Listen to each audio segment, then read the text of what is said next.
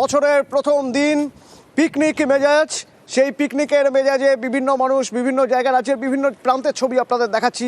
Picnic, চড়ুই ভাতি, জমাটি আনন্দ। তো রায়গঞ্জের একটা ছবি এবার আপনাদের দেখাবো। পিকনিক স্পটে তৃণমূল যুবনেতার রক্তাক্ত দেহ উদ্ধার হয়েছে। কি হয়েছিল তার সঙ্গে, কারা ঘটালো এই ঘটনা? মুক্তা রয়েছে সরাসরি আমার সঙ্গে। মুক্তা, দেখো অতনু, রায়গঞ্জের মোহনবাটি এলাকার যে নবদন্দী ঘোষের এখানেই তার বাড়ি এবং তৃণমূলের যুব নেতা। এবং গতকাল যে বর্ষবরণ অনুষ্ঠানে আমি দেখাবো এই ছবি, এই যে এখানে তুমি দেখতে পাচ্ছ, এখানেই তারা বর্ষবরণ অনুষ্ঠানে যোগ দিয়েছিল এবং সেখানে তৃণমূলের কোনো দলীয় সদস্য তার সঙ্গে ছিল না, কিন্তু তারা ছিল তাদের সঙ্গে হঠাৎ করে এখানে তার বডি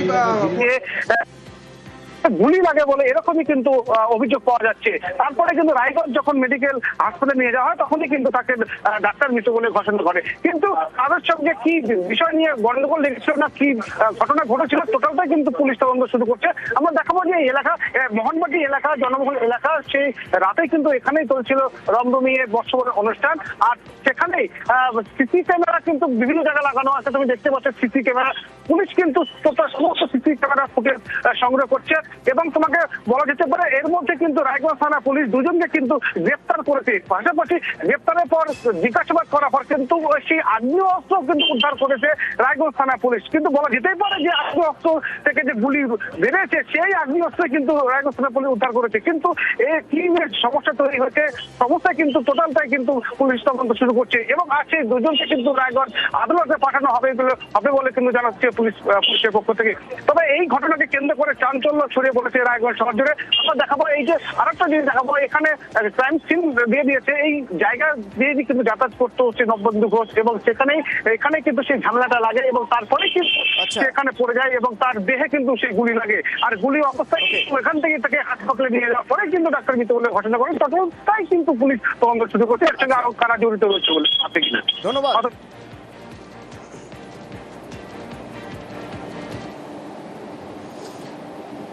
স্পেশাল ইন্টেন্সিভ রিভিশনের হিয়ারিং এর জন্য ডাকা হয়েছিল, ম্যাপিং হচ্ছিল না, তার 2002 সালের তালিকায় নাম ছিল না। এই যে শুনানিতে ডাকা হয়েছে, এই আতঙ্কেই নাকি হার্ট অ্যাটাক এবং মৃত্যু। রহিমা বিবি, বিষ্ণুপুরের লেদারঘাটের রহিমা বিবির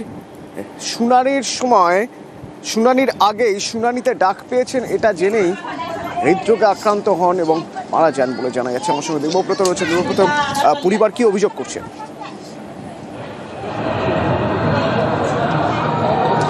একদমই দেখো, পরিবারের যেটা অভিযোগ যে তাকে শুনানিতে ডাকা হয়েছিল, কারণ এই রহিনা বিবি লেদারঘাটের বছর 65 মহিলা। যখন এসআইআর এর ফর্ম আসে সেই ফর্ম ফিল আপ করে, কিন্তু 2002 সালের যে নথি সেই নথি সে দিতে পারেনি। স্বাভাবিকভাবেই তাকে নোটিশ করা হয়। নোটিশ করে 2রা জানুয়ারি অর্থাৎ আগামীকাল তাকে শুনানিতে ডাকে। এরপরেই চিন্তিত হয়ে পড়েন ওই বৃদ্ধা মহিলা। কুড়ে কুড়ে খাচ্ছিল তার নথি না থাকার জন্য। স্থানীয় পঞ্চায়েতকে তিনি বারংবার বলেছিলেন যে তাকে যাতে কিছু নথি জোগাড় করে দেয়। তারপরেও তার যেন আতঙ্ক কিছুতেই কাটছিল না। তিনি বারবার চিন্তিত হয়ে পড়ছিলেন তার কোথাও নাম বাদ যাবে না তো, তাকে অ্যারেস্ট করে নেওয়া হবে না তো। কারণ যেহেতু বৃদ্ধ মহিলা আতঙ্কিত ছিলেন, এই চিন্তায় তিনি ঘরে পড়ে গিয়েছিলেন। আতঙ্কে অবশেষে গতকাল তার মৃত্যু হয়, হৃদরোগে আক্রান্ত হয়ে তার মৃত্যু হয়। পরিবার যেটা অভিযোগ করছে, শুধুমাত্র এসআইআর এর জন্যই তাদের এই পরিবারের একজন সদস্যকে হারাতে হলো। কারণ এই ধরনের আতঙ্ক তার মধ্যে না ঢুকলে হয়তো এই ঘটনা ঘটতো না। এই শুধুমাত্র এসআইআরকেই দাবি করছে পরিবারের লোকজন, কারণ তার গতকাল আগামীকালকেই কিন্তু শুনানির ডেট ছিল। আমরা কথা বলেছিলাম বিএলওর সঙ্গে, তিনি বলছিলেন কোনো সমস্যা। ধন্যবাদ। হার্ট অ্যাটাক করে মারা গেছে। নোটিশে এসেছিল, ডেকেছে 2 তারিখে যাবার, ঠিকও হলো। আমরা চারিদিকে ওই টেনশন ঢুকে গেল। ওইটি যেমনি শুনল যে আমার তার আর কিছু নাই, আমার নাম নাই, আমি কাগজ পেলুম, আমার নামটাই আর হলো নি নাকি, ওইটার টেনশনটা আর হয়। বিচলিত ছিল না, আমার আর ডেট নেই, হ্যাঁ নাম কাটা যাবে, সবাই ভয় খাওয়াচ্ছে, এসে আত্মীয় বাদ চলে যাবে, ক্যাম্পে থাকতে হবে, সব ইত্যাদি বলছিল। তো আমি তবু আশা দিয়েছিলাম যে তোমার কোনো চিন্তা নেই, বিষয়টা আমি প্রধানের সাথে কথা বলছি। এই এসআইআর এর ঘটনা নিয়েই তো আজকে হার্টফেল করলো।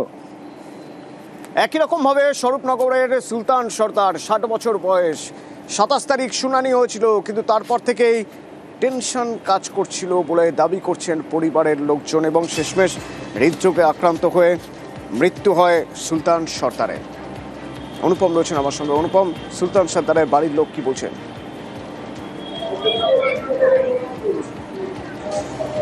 দেখো অতনু, এই যে স্বরূপনগরের যে স্বরূপদহ এলাকা, সুলতান সর্দার বছর 60 বয়স, তিনি এসআইআর এর ফর্ম ফিল আপ করেছিলেন, কিন্তু তার বাড়িতে বিএলও এসে চিঠি দিয়ে যান যে তাকে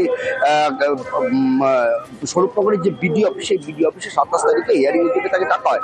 তিনি 27 তারিখে হিয়ারিং এর জন্য তিনি যান, কিন্তু সেখানে কাগজপত্র দেখে বিডি অফিসের থেকে সেখান থেকে হিয়ারিং এর যারা অফিসাররা ছিলেন তারা বলা হয় যে তার কাগজপত্রে সমস্যা আছে, এই মুহূর্তে হবে না।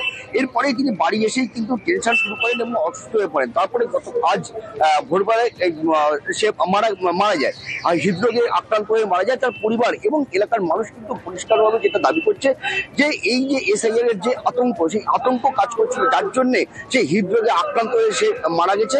এবং এলাকার মানুষের যদি আরো একটা দাবি যে এসআইআর এর আতঙ্ক যেভাবে কাজ করছে, সাধারণ মানুষের মধ্যে অনেক মানুষের বিভিন্ন কাগজের সমস্যা থাকে, অনেকে বোঝে না, গ্রামের মানুষ তারা বুঝতে পারে না, যে যার কারণে বিভিন্ন কাগজের সমস্যা থেকে যায়। কিন্তু এখন এসআইআর এর এই যে সমস্যায় এসে তারা এতটাই আতঙ্কিত হয়ে পড়ছে যে এই যে সুলতান সর্দারের মতন মানুষের মৃত্যু পর্যন্ত ঘটে গেল এবং আরো কত বিপদ ঘটবে তার কোনো ঠিক নেই। যে কারণে তাদের দাবি এই যে এসআইআর এর যে প্রক্রিয়া, সেই প্রক্রিয়াকরণ কিছুটা সরলীকরণ করার দরকার বলে কিন্তু এলাকার মানুষ দাবি করছে। ধন্যবাদ। 4-5 দিন আগে নোটিশ আসে, তো এসআইআর জন্য এবার সেই নোটিশ নিয়ে আব্বা যায়। যাওয়ার পরে ওখান থেকে বাড়ি এসি আব্বা ওই যে বিছানায় শুয়ে পড়লো, আব্বার আর তুলতে পারলাম না। মৃত্যুর কারণ একটাই হচ্ছে ওই এসআইআর টেনশন, ওই জিনিসটাই আগে দূর করতে হবে আমার তো মনে হয়, হয়তো মানুষ আমরা কেউ বাঁচবো না এমনি। এসআইআর নিয়ে সুর সপ্তমে তৃণমূলের। নির্বাচন কমিশনের জাতীয় নির্বাচন কমিশনের দপ্তরে গিয়ে দেখা করলেন অভিষেক বন্দ্যোপাধ্যায় এবং তৃণমূলের প্রতিনিধিরা। বেরিয়ে এসে তার সুর সপ্তমে কড়া আক্রমণ করলেন বিজেপিকেও। हम लोग जब बात करना शुरू किए, he started losing his temper. मेरे तरफ उंगली उठाने लग गया। फिर मैंने बोला you are nominated, I am elected. आपका उंगली नीचे करके बात करिए। हम लोग जो यहाँ पे बैठा हुआ है जनता का वोट से चुना हुआ है। बीजेपी के बदौलत खाली आपका एक नोटिफिकेशन का बेसिस पे मैं यहाँ पे नहीं आया हूँ। I am standing outside the election commission's office. Here it goes. Nirvachan Southern Election Commission of India. Ganesh Kumar must be hearing what I am saying before the media now. If he has the courage, he should come down and face the media. এসআইআরে গরম বাংলার রাজনীতি। বুধবার সেই উত্তাপের আঁচি পৌঁছল দিল্লিতে। নির্বাচন কমিশনের দফতরে মুখ্য নির্বাচন কমিশনার জ্ঞানেশ কুমারের সঙ্গে দেখা করেন অভিষেক বন্দ্যোপাধ্যায় সহ তৃণমূলের প্রতিনিধিরা। প্রায় 2.5 ঘন্টার বৈঠক শেষে চড়া সুর অভিষেকের। हम लोग जब बात करना शुरू किए, he started losing his temper. मेरे तरफ उंगली उठाने लग गया। फिर मैंने बोला you are nominated, I am elected. आपका उंगली नीचे करके बात करिए। हम लोग जो यहाँ पे बैठा हुआ है जनता का वोट से चुना हुआ है। बीजेपी के बदौलत खाली आपका एक नोटिफिकेशन का बेसिस पे मैं यहाँ पे नहीं आया हूँ। You are answerable to your masters. I am answerable to the people of my state. I am standing outside the election commission's office. Here it goes. Nirvachan Southern Election Commission of India. Ganesh Kumar must be hearing what I am saying before the media now. If he has the courage, he should come down and face the media. What is stopping him? He thinks the people of Bengal are his subservient. This Chief Election Commissioner was the cooperative secretary before he took over. What is the name of the cooperative minister right now? It is Mr. Amit Shah. Do you think it's a coincidence that all of a sudden the cooperative secretary is being sent as the Chief Election Commissioner? He was sent on a mission to destroy this office, destroy this institution. He was sent on a mission to destroy our country. Selectively leak करके बंगाल को बदनाम करने के लिए BJP के लोग करते हैं कि बंगाल में 1 करोड़ रोहिंग्या है बांग्लादेशी। इलेक्शन कमीशन से कहा कि ये जो 58 लाख लोग ड्राफ्ट लिस्ट में जिसका नाम नहीं उठा है उसमें से कितने लोग बांग्लादेशी है और कितने लोग रोहिंग्या हैं। 21 के चुनाव के बाद खास करके बीजेपी के हारने के बाद जिस तरीके से बंगाल को बदनाम किया, या तो माफी मांगी या सूची जारी कीजिए। बीजेपी दिल्ली जीता, स्ट्राइक रेट है 88%। बीजेपी बिहार जीता, स्ट्राइक रेट है 88%। ये कोइंसिडेंस लगता है आपको? ये ईवीएम जो भी कहता है, जिसको चुनाव कराना आता है वो वोटर लिस्ट में नजर दे। वोटर लिस्ट में चोरी हो रहा है। अगर कोई पॉलिटिकल पार्टी कांग्रेस ने पकड़ लिया होता, हरियाणा से, महाराष्ट्र से, न्यू दिल्ली से, बिहार से, चारों स्टेट में बीजेपी हारी। বুথ স্তরের এজেন্টদের এসআইআর এর শুনানিতে ঢুকতে দেওয়ার দাবিতে আগে থেকেই সরব অভিষেক বন্দ্যোপাধ্যায়। এ নিয়ে ময়দানেও নেমেছে তৃণমূল। বিএলএদের বিক্ষোভের জেরে একাধিক জায়গায় বেশ কিছুক্ষণের জন্য থমকে গেছে শুনানি। এদিন নির্বাচন কমিশনারের সঙ্গে বৈঠকের পর বিএলএ নিয়েও সুর চড়ান অভিষেক বন্দ্যোপাধ্যায়। अगर BLA 2 बूथ में बैठ सकता है, पोलिंग स्टेशन में बूथ का एजेंट बैठ सकता है पार्टी का, जब आप इन्यूमरेशन फॉर्म डिस्ट्रीब्यूट कर रहे हैं तब BLO के साथ BLA 2 जा सकता है, तब हियरिंग में BLA 2 क्यों नहीं जाएगा? बोला नहीं जाना चाहिए। मैंने बोला ठीक है, नहीं जाएगा, आप सर्कुलर इशू करो। बोला मैं सर्कुलर इशू नहीं करूंगा। वो सर्कुलर इशू इसलिए नहीं कर सकता क्योंकि circular will be challenge in the court of law. West Bengal में सबसे कम डिलीशन का परसेंटेज आया 5.79%। तो आप selectively micro observer, district observer खाली बंगाल में क्यों लगा रहे हैं, बाकी स्टेट में क्यों नहीं लगा रहे? ये देख के समझ में आता है कि ऊपर से कोई डिक्टेट कर रहा है और यहाँ बैठ के कोई सॉफ्टवेयर के हिसाब से उसको सैनिटाइज करके चलाया जा रहा है। नोटिस एक 10 लोगों का डेलीगेशन आया था, उसमें 5 सवाल चुनाव आयोग से किया गया था, इलेक्शन कमीशन से किया गया था, जिसका पिछला बार एक भी सवाल का सटीक जवाब नहीं मिला।